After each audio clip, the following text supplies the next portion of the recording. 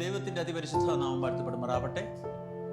കർത്താവിൽ പ്രിയ ദൈവമക്കളെ, വീണ്ടും മനോഹരമായ ഒരു പ്രഭാതത്തിൽ നമുക്കൊന്നിച്ച് ദൈവത്തിൻ്റെ വചനം ചിന്തിപ്പാൻ ദൈവം നമുക്ക് ഏവർക്കും ഒരുക്കി തന്ന ഈ നല്ല സമയത്തിനായി ദൈവത്തെ സ്തുതിക്കാം. ഈ പ്രഭാത ധ്യാനത്തിലേക്ക് എല്ലാ പ്രിയ മക്കളെയും വലിയ ദൈവത്തിൻ്റെ നിസ്തുല്യ നാമത്തിൽ ഞാൻ സ്വാഗതം ആശംസിക്കുന്നു. ഒരു നല്ല ദിനം ദൈവം നമുക്ക് എല്ലാവർക്കും പ്രദാനം ചെയ്യട്ടെ എന്ന് പ്രാർത്ഥിക്കുന്നു.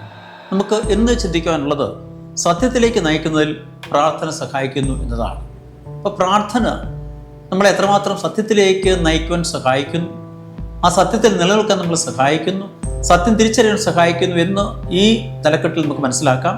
അതിന് ആധാരമായിട്ട് എടുത്തിരിക്കുന്ന വേദഭാഗം യോഹന്നാൻ സുവിശേഷം 7:17 അത് വായിക്കുന്നത് ഇങ്ങനെയാണ്: അവൻ്റെ ഇഷ്ടം ചെയ്യുവാൻ ഇച്ഛിക്കുന്നവനെല്ലാം ഈ ഉപദേശം ദൈവത്തിൽ നിന്നും ഉള്ളതോ ഞാൻ സ്വയമായി പ്രസ്താവിക്കുന്നതോ എന്ന് അറിയും എന്നാണ് ഇവിടെ യോഹന്നാൻ പറയുന്നത്. അപ്പോൾ തീർച്ചയായും നമുക്കറിയാം, ദൈവത്തിൻ്റെ വചനത്തിൽ രേഖപ്പെടുത്തിയിരിക്കുന്ന വാക്കുകളൊന്നും ആരും സ്വയമായി സംസാരിച്ചതല്ല, ആരും സ്വയമായിട്ട് എഴുതിയതുമല്ല. ദൈവത്തിൻ്റെ പരിശുദ്ധാത്മാവ് അവർക്ക് നൽകിയത് അവർ രേഖപ്പെടുത്തി എന്ന് നാം മനസ്സിലാക്കുമ്പോൾ ദൈവത്തിൽ ലഭിച്ച വചനങ്ങളാണ് നാം വിശുദ്ധ വേദപുസ്തകത്തിൽ നിന്ന് മനസ്സിലാക്കുന്നത്. അപ്പോൾ യേശു അന്ധകാര ശക്തികളെ അല്ലെങ്കിൽ അന്ധകാര ശക്തികളോട് പോരാടുന്നതിന് മുമ്പ് തൻ്റെ അവസാന നാളുകളിൽ തൻ്റെ ശിഷ്യന്മാർക്ക് വേണ്ടിയും തൻ്റെ അനുയായികൾക്ക് വേണ്ടിയും അവർ ഈ ലോകത്തിൻ്റെ പാപത്തിലും അന്ധകാരത്തിലും പെട്ട് നശിച്ചു പോകാതിരിക്കണമേ എന്ന് ദൈവത്തോട് ആത്മാർത്ഥമായിട്ട് പ്രാർത്ഥിച്ചിരുന്നു. അവർക്ക് വേണ്ടി ദൈവത്തോട് യാചിച്ചിരുന്നു. കാരണം ഈ ലോകത്തിൻ്റെ പാപവും ഈ ലോകത്തിൻ്റെതായ പ്രയാസങ്ങളും ഭാരങ്ങളും അവരെ തളർത്തുവാനോ അവരെ ബലഹീനരാക്കുവാനോ അല്ലെങ്കിൽ അവരെ പിന്മാറ്റത്തിലേക്ക് നയിക്കുവാനോ ഇടവരുത്താതെ അവരെ മുൻപോട്ട് നയിക്കുവാൻ തക്കവണ്ണം അവർക്ക് വേണ്ടി പ്രാർത്ഥിച്ചിരുന്നു എന്ന് ദൈവത്തിൻ്റെ വചനത്തിൽ രേഖപ്പെടുത്തിയിട്ടുണ്ട്. ഇപ്പോൾ യേശുവിൻ്റെ ഹൃദയഭാരം താൻ വിശ്വസിക്കുന്ന ദൈവത്തിൻ്റെ മക്കൾ വിശ്വാസത്തിലും സത്യത്തിലും പരിശുദ്ധാത്മ ശക്തിയിലും നിലനിൽക്കണം എന്നാണ്. മാത്രമല്ല, ഈ ലോകത്തിൻ്റെ ദുഷ്ടതയിൽ നിന്ന് അവരെപ്പോഴും വിടുവിക്കപ്പെടണം എന്ന് കർത്താവ് ആഗ്രഹിച്ചിരുന്നു, യേശു ആഗ്രഹിച്ചിരുന്നു. അതുകൊണ്ട് എപ്പോഴും തന്നെ ശിഷ്യന്മാർക്കും തന്നിൽ വിശ്വസിക്കുന്ന ഏവർക്കും വേണ്ടി ഈ ലോകത്ത് അവർ ജീവിക്കുമ്പോൾ ദുഷ്ടൻ്റെ എല്ലാ തന്ത്രങ്ങളിൽ നിന്നും പിശാചിൻ്റെ എല്ലാ കെണികളിൽ നിന്നും അവരെ വിടുവിച്ചുകൊണ്ട് സത്യം മനസ്സിലാക്കി സത്യത്തിൽ അവർ നിലനിന്നുകൊണ്ട് ദൈവത്തിൻ്റെ വചനം വിശ്വസിച്ചുകൊണ്ട് ജീവിപ്പാൻ തക്കോണം അവരെ ശക്തിപ്പെടുത്തണമേ, അവരെ ബലപ്പെടുത്തണമേ എന്ന് ദൈവം അല്ലെങ്കിൽ കർത്താവ് പ്രാർത്ഥിച്ചിരുന്നു. അതുകൊണ്ട് നിന്റെ വചനം സത്യമാകുന്നു എന്ന് ദൈവത്തിൻ്റെ വചനത്തിൽ രേഖപ്പെടുത്തിയിട്ടുണ്ട്. അപ്പോൾ ദൈവത്തിൻ്റെ വചനം സത്യമാകുന്നു.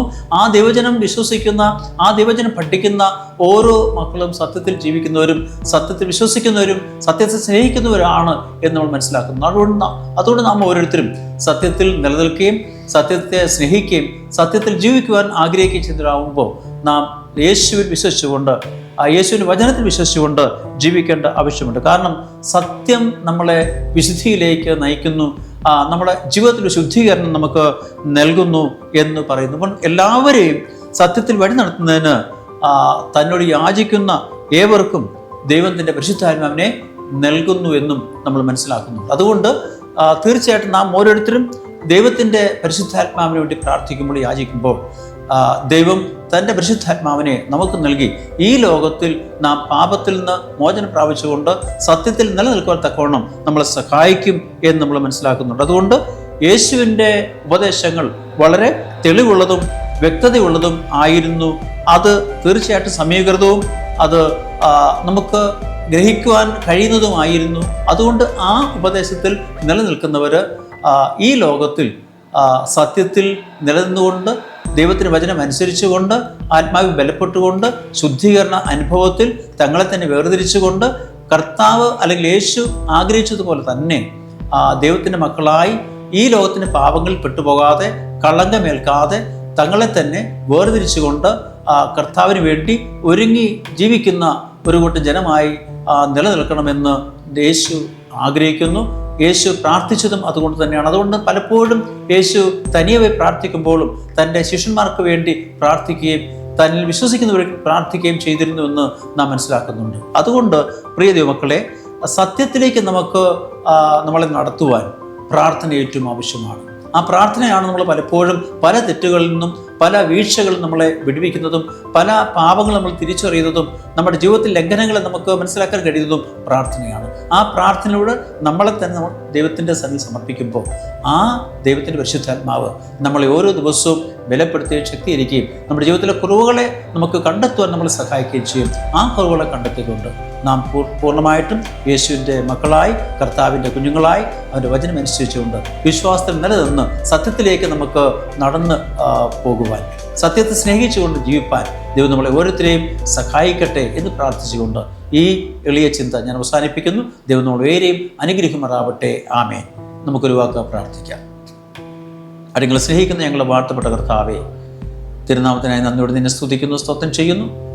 കർത്താവെ, പ്രാർത്ഥന അടിങ്ങളെ സത്യത്തിലേക്ക് വഴി നടത്തുവാൻ എത്ര സഹായിക്കുന്നു എന്ന് അവിടുത്തെ വചനത്തിലൂടെയാണ് നിങ്ങൾക്ക് മനസ്സിലാക്കുവാനും ആ സത്യം അടിങ്ങൾ തിരിച്ചറിഞ്ഞുകൊണ്ട് സത്യത്തിൽ നിലനിൽക്കുവാനും ജീവിപ്പാനും സത്യത്തിൽ വളരുവാനും അങ്ങനെ ദൈവത്തിൻ്റെ വചനം സത്യമാകുന്നു, ദൈവം സത്യമാകുന്നു എന്നുള്ള ആ ചിന്ത അടിയങ്ങൾ കർത്താവ് ഗ്രഹിച്ചുകൊണ്ട് അതിന് പ്രകാരം അടിയങ്ങൾക്ക് ഭൂമിയിൽ വിശുദ്ധീകരണം പ്രാപിച്ച് വേർതിരിവുള്ളവരായി അടിയങ്ങളെ തന്നെ സമർപ്പിച്ച് കർത്താവെ അവിടുത്തെ പരിശുദ്ധാത്മാവിൻ്റെ കൃപയിലും ബലത്തിലും അടിയങ്ങൾക്ക് നിലനിൽപ്പാൻ അടിയങ്ങൾ അവിടുന്ന് സഹായിക്കണമെന്ന് അടിയങ്ങൾ പ്രാർത്ഥിക്കുന്നു. ഈ കർത്താവ് ചിന്ത ഇന്ന് ശ്രവിച്ചെല്ലാം എൻ്റെ മക്കളെയും കർത്താവ് ഇത് മനസ്സിലാക്കുന്ന, ഇതിന് പ്രകാരം ജീവിക്കാൻ ആഗ്രഹിക്കുന്ന എല്ലാ ദൈവമക്കളെയും അവിടുത്തെ പരിശുദ്ധാത്മാവിൻ്റെ ദിവ്യശക്തിയാൽ ദിനത്തോർ കർത്താവ് അവിടുന്ന് ബലപ്പെടുത്തി ശക്തീകരിക്കുകയും സത്യത്തിൽ നിലനിന്നുകൊണ്ട് കർത്താവെ അവിടുത്തെ സന്നിധിയിൽ അവിടുത്തെ വരുവോളം വിശ്വസ്തയോടെ നിൽപ്പാൻ ഇതിന് മക്കളെ ഓരോരുത്തരോട് സഹായിക്കണമേ. അടിയങ്ങളുടെ കുറവുകൾ ക്ഷമിക്കണം, മാനവത്തെ കർത്താവെ അവിടുന്ന് എടുക്കണം. അടിയങ്ങൾക്ക് ആ ജീവനെ തന്ന യേശു നാമം ചോദിക്കുമ്പോൾ കൃപ കേൾക്കണം. നല്ല ദൈവമേ, ആമേൻ.